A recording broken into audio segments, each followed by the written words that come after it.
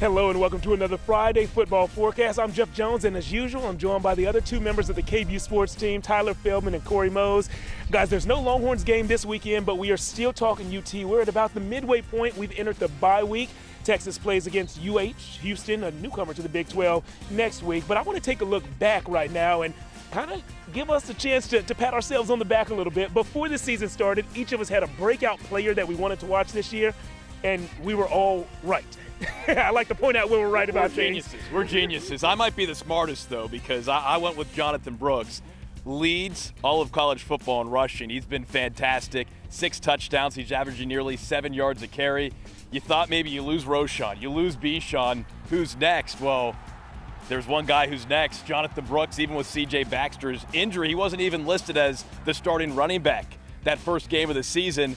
But he comes up, he steps up, and the way in which he's played has had a significant impact on the success of the Texas offense this season. Leading all Power 5 rushers in rushing yards and a threat to go the distance every time he touches the ball. He is a big play threat. So is your preseason breakout player of the year. Go ahead and remind us who it was and how right you were. Yeah, I picked Adonai Mitchell, knowing that he was going to be opposite of Xavier Worthy, and of course Jatavian Sanders still being an option in the passing threat.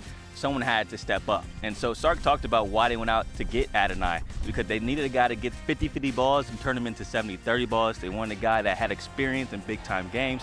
And, of course, they wanted someone that can take the deep ball just like Xavier Worthy can. And so he's been showing that all year long, and especially against that game, the game against Kansas, when he had over 100 yards, 10 catches. You got to finally see when Xavier Worthy gets double-teamed and Adonai has one-on-one coverage, that's a nightmare, disaster matchup for the defense. And so Adonai's been balling out, and it's been a great pickup from Georgia. All right, from two of the fastest guys on the team, the guys you mentioned, to one of the strongest guys on the team, my preseason pick was T. Sweat, the defensive tackle, T'Vondre Sweat. Now, he's not going to be leading the team in sacks or tackles for loss or anything, but what he does is destroys the interior of offensive lines almost every single play. That's what I expected him to do, and he's doing it so well that he started to creep up into the first round of mock drafts. So T. Sweat, a legitimate Big 12 difference maker, and maybe a legitimate future NFL defender. Now, guys, quickly, can you give me one moment this season that was maybe the biggest moment so far through 6 games? What do you think it was, that biggest moment for Texas?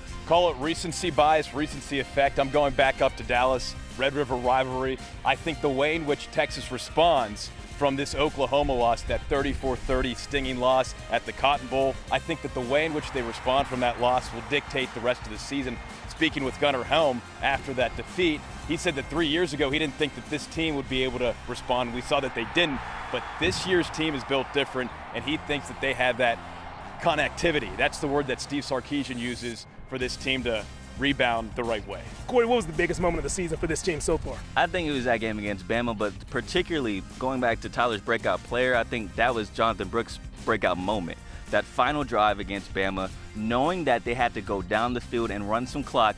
Bama knew that. Bama knew they were going to run the ball, and they just couldn't stop Texas. And that was the first time I felt like we've seen Texas drive down the field on a defense that's that good and then just force the ball down people's throats running the ball, and that was just really cool to see. And Jonathan Brooks became a star after that game. My breakout moment, a 44-yard Xavier Worthy touchdown down the right sideline to kick off the fourth quarter against Wyoming. It started a 21-0 lead. It showed that Texas does overperform in the fourth quarter. That's when they step on people's throats. That's when they win games. And X, still a difference maker, and another future NFL pro. Guys, that's what we have for you this week in the Friday Football Forecast. Thank you so much for joining us.